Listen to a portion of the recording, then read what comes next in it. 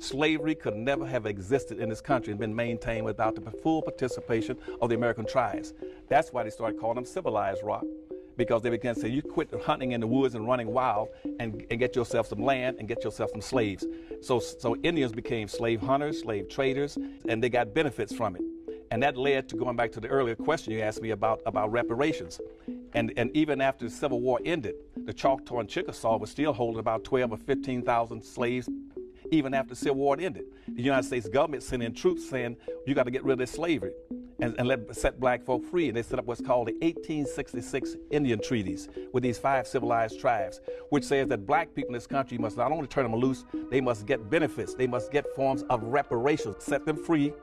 2, you must give them an option, and this is for all black freedmen and all blacks who lived in the Indian Territory and all black Indians. You must set them free, allow them to have membership in the tribe, let them have access to all the resources on the reservation. You must let them also be tax exempt. You must let them have free education, give them $150 in cash. You must give them 160 acres of land. And in present day times, those black Indians under the 1866 treaties should be getting, they could also hold gambling casinos. Now this country has never carried out the full mandates, but yet we are still honoring it for Indians. Right now, all the benefits that Indians are getting in this country are getting it from the 1866 Indian Treaty, because they took up arms against the United States in the Civil War. They killed off, wiped out all previous treaties.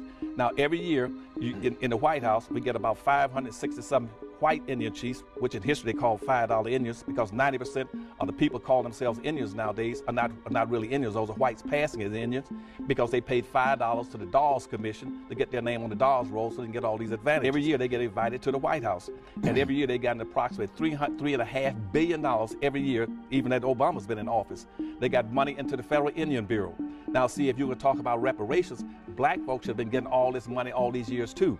But they got shut out because the Indians in 1938, they sent a letter to the Department of Bureau of Indian Affairs saying, how do we shut black folk down to make sure they never get any reparations? That letter floated around in the federal government from about 1938 to about 1941. Then it went to the Secretary for the Department of Interior, and the Department of Interior looked and says, aha.